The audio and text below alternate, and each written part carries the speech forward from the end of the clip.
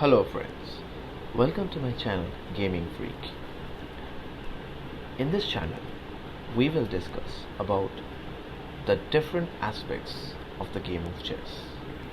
Now this channel is mainly based on the educational viewpoint of chess. Chess is the only game that is related to studies so deeply, like you have to study everything in chess, starting from the opening to the middle games and the end games. So in this channel, I will discuss different viewpoints of chess for the beginners and the intermediate levels. Well, I'm also a student of chess and I'm learning chess. So, whatever I learn, I have decided to share it among other people. And today, I will start with the opening systems. Now the first opening system that I would like to discuss about is from the black's point of view, the Scandinavian defense. Now it is known as one of the principal opening systems of chess. This is very popular in the amateur and the intermediate level, and then it gets less popular when it moves to the masters level.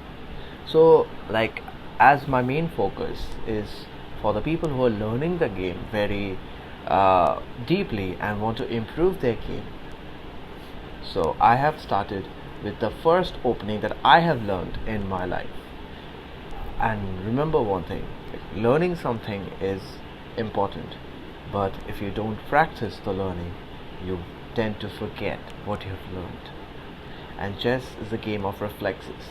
So to each and every people who is watching my video, who will be watching my video, and the students of chess, please keep practicing at least 1 hour a day to keep your reflexes intact.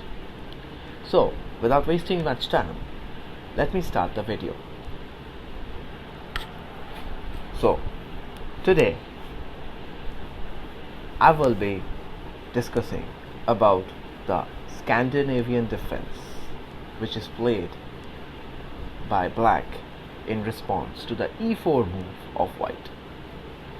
So, as we know, the most important squares on the chessboard is considered as the center squares, the e4, e5, d4 and d5. As it is said that the player who controls the center better has more chances of winning the game. So each and every player in the basic learning stage or in the initial stages of the game or even in the master stage try to capture the center as soon as possible. Here also we will be doing the same. So here white plays e4, controlling the e4 square and also attacking the d5 and the c5 square. Now, black has many responses towards this, but here I would show if black challenges the e4 pawn, then what happens. So black here plays d5. So here black challenges white for the center. Now here white can reject the offer and white can also accept the offer. With a look, if white accepts the offer, then what happens? Simply white gets one pawn of black. So here black has to recapture with the queen to maintain the equality. Now black has a good control over the center, but there is an issue with black. In the opening, it is said that develop your minor pieces first before developing your major pieces, like the queen. Now the minor pieces are knights and bishops. So here black actually breaks an opening principle, but Scandinavian defense demands this. So let's continue this opening. Now the most natural move for white in this situation is, the most natural motive for white would be, first comes the motive to divert the queen from the center and also develop its minor piece towards the center so that it can have a control over the center. So to do the same, white develops his knight to c3. Now knight to c3 attacks the queen and forces the queen to divert from the central square, also taking control of the e4 square and developing a minor piece towards the center. Now, for black's perspective, black has to leave the central square. Now, black would still remain in the central rank by playing queen a5 and keeping a good control over the e5 and d5 square. Here white plays d4, simply putting pressure in the center. Now black has to develop his pieces as quick as he can, so he plays knight f6. Here white plays knight f3, here black plays c6. Now this c6 move is really very important, and also in the opening stage. Many a time I didn't play the c6 while I was playing other players, and I did lose the game because this b7 pawn is very weak. If you don't play the c6 square on the marathon diagonal, if you don't capture the c6 square on the marathon diagonal. So, and the other motive of c6 and the main motive of c6 is if the queen is attacked anytime, then the queen can run away from queen c7. Okay, so here white plays bishop to c4, black plays bishop to g4. Now this bishop to c4's motive is to attack the h7 pawn, as we know that the f7 pawn and the f2 pawns are the weakest pawns on the chessboard, as it is only protected by the king itself. So bishop develops towards the center and also attacks the f7 pawn. On the other hand, black's bishop pins the knight with the queen so that the knight cannot develop itself towards the center. Now white plays h3 to divert the bishop.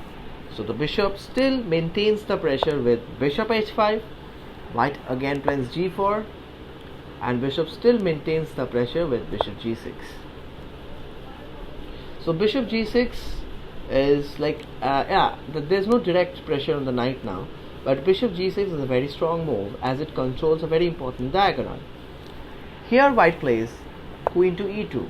Now as we can see that bishop to c4 and queen to e2 can create a good attack on the king. So what we need to do is to protect the e7 and the f7 pawn with the help of simple pawn push. Now this pawn push also stops the bishop and the queen from attacking the king, and also helps to develop the dark squared bishop. Here white plays bishop to d2, simply trying to put an attack on the queen, and we play bishop to b4, putting a pressure. Here white plays a3 and black plays knight bd7. Now there's a question. The question is, when white played a3, why didn't the bishop run away or capture the knight? Why did black allow this a3 pawn to take the bishop? Pause the video and think.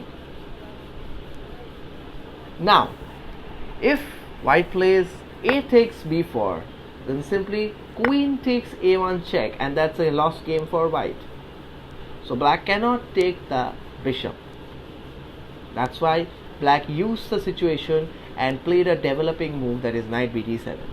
Now white plays long castle, as short castle is not possible because the pawn structure on the short castle side is already broken. Now the bishop takes the knight, because now if a takes b4, there is no rook to help the queen. So bishop takes c3 and queen c7. Here white plays king b1, putting the king on a more safe square, and black castles. Here white plays knight to e5, putting the knight in the central squares. According to chess principles and openings, we need to understand one thing. We need to we do not need to allow, or we will not allow opponent's knight to sit on the central square and control the game, because knights play better when they're established in the center. So here we need to exchange the knight or take the knight. So here we take knight cross e5, pawn cross e5 and knight d5, simply putting our own knight to the center. Now the same principle applies with white. White will not allow the black knight to be in the center. So white plays bishop takes d5 and we play c takes d5. Now c takes d5 is important because we need to transfer our side pawns towards the center, and we need to gather our pawns more and more towards the center but not towards the side. Here white plays bishop to d4, attacking the a7 pawn. Here we play king to b8, protecting the a7 pawn. Here white plays rook to d2. The idea might be doubling the rooks on the d file. Here black played h5, opening the rook file. So here white plays rook to g1, moving the rook from the file. H takes g4, h takes g4 and rook to h2. Black is already attacking the white territory. So here white played queen to e3. Now white's plan is simply to attack the a7 pawn, which can be stopped with b6. Now there is no attack on the a7 pawn. White plays queen to f4, attacking the rook. Now we can definitely retreat the rook, but we will try to keep the pressure and we will add another rook to its support. Rook d to h8, queen to f3, and here I go queen to c4. Now according to me, this position is really good for black. Black has a better pawn structure. Black has a better flow of pieces. So this is the initial opening for the Scandinavian defense. I hope you would like the video. Now if you find any confusion regarding this video or any move, you have any confusion or questions regarding any move, can ask me in the comment section. I would definitely try to get to you and answer your questions so that you can improve your game. And if you like the video, please like, subscribe and comment and share my video as much as possible. Thank you very much.